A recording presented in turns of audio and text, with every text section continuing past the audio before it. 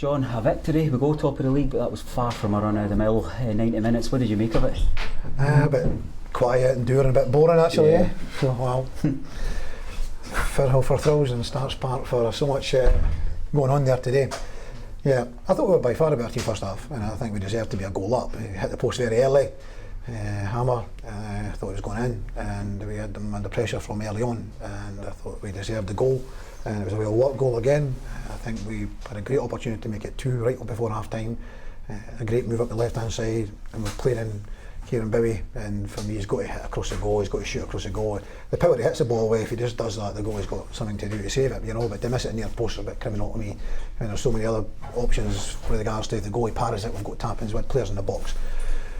And then of course the game kind of turns in the second half when we go down to 10 men, and everyone was see, and we knew obviously that even a ball 30-35 yards for goal, the throw-in is going to end up getting launched in our box with the long throws, and they're hard to deal with, you know. And however, you know, we managed to do that on odd occasions. We rode our luck, yeah, we did. But what you can't fault is the players' desire, their effort, their commitment, their attitude, their spirit to help each other, dig in, put their body in front of the ball, head it, kick it, get out of that goal for 4 clean sheets in a row, you know. And Ross Monroe never had an awful lot to do today for all that, you know. He had a couple of saves, but nothing that you wouldn't expect him to do. So absolutely delighted for the players, the fans that have came here again. It was quite a nice morning, it was quite a nice round about lunchtime, but as kick-off approached and as the game progressed, it got wilder and wilder, and it didn't really help, you know, to play football. And I think the actual elements worked against us. But absolutely delighted. We're at the top of the table, you know, which is, for me, it's neither here nor there at this stage, you know. For Saturday in May at 5 o'clock, if you're top of the table, you've won the league, and that's when you want to be at the top of the table. So we're there, we're delighted to be there, but hell of a long way to go. But what I can say is that group of players, you know, you just cannot fault their commitment and effort and scrapping and scraping and scratching and just trying to get that clean sheet there was amazing. I mean, that's what really shone through. I think commentating for RaithTV, Mikey Miller's first half, and he's one of a number of players who said we're a really tight bunch, we're really together, and a comment on our chat board says with half an hour to go, well, we'll see if it stands up now, and it certainly did, as you say, kind of kicking and biting. I thought the boys who came on and shored up the ship in terms of at fullback, thinking of Jamie, you know, what Dave moves inside, and Kyle Benedictus on his birthday, goodness, I don't think he's played a better game for Raith Rovers. No, it was different class, yeah, it was different class, and Ian Davison was strolling the game up until that point as well, you know, he was actually strolling the game, he was doing so well.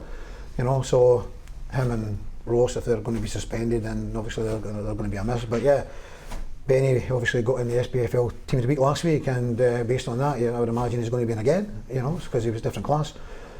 But you know, Kieran MacDonald did well. He got forward. You know, he's been involved in the goals. Another assist for him. Even with the 10 men, he was the one again. He's got great legs, great stamina. Gets up and down that line for us.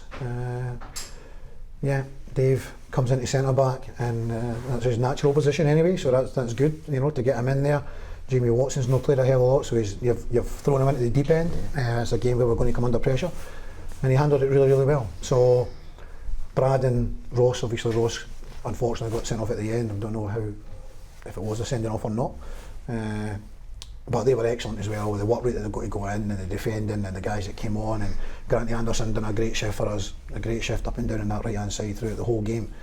Yeah, Ziggy was tirelessly, of course he ends up tiring, and you've got Zhao, and Zhao comes on and he goes a wee run, he actually gets us up the park, obviously he gets brought down, the lad gets a booking there as well. So, you know, it's a great win, but I'm not sure there was 3 sending-offs in that game, you know, and I didn't know, can't remember how many bookings there were as well. 5. You know, 5 bookings, and I honestly don't think it was a dirty game. It seemed a game that was played in high spirits, but there certainly didn't seem to be any malice shown across any of the challenges. It was a top of the table clash where both teams were desperate to win, and both teams' players gave absolutely every ounce of effort and commitment for their club, for their jersey, for their team, and it was committed, and maybe there should have been a little bit more common sense for the referee. In terms of the midfield too, you mentioned David Brad scored last week, and we've got Ross getting a goal today. Yeah. What was your view of his goal? It seemed one of these that sometimes Bond's just blasted out the bar by trying to overplay it. Seen him score that type of goal last season as well, just running at the ball and just coming onto it and striking it really, really well. But it was a good, Dave Mackay's played a great ball into the back area, and Kieran McDonald's fired it across, and Ross is onto it, and it's a good strike, and it was what we deserved over a piece in the first half, no doubt about that for me. Dan Armstrong missing today, is that injury related? Yes it is, yeah. He's had a thigh strain. We've been managing Dan for a few weeks now, and unfortunately it's came to a point where we can't manage him any longer. He needs to rest, rehabilitate, and then come back. So it's not a long-term thing. We're expecting him to be fit for next week for the Falkirk game. Probably will be there. He'll probably not train till the end of next week, Thursday, Friday. But it has been there for a few weeks now, and we've had to just kind of manage him. Sometimes no training Monday, Tuesday, training every week.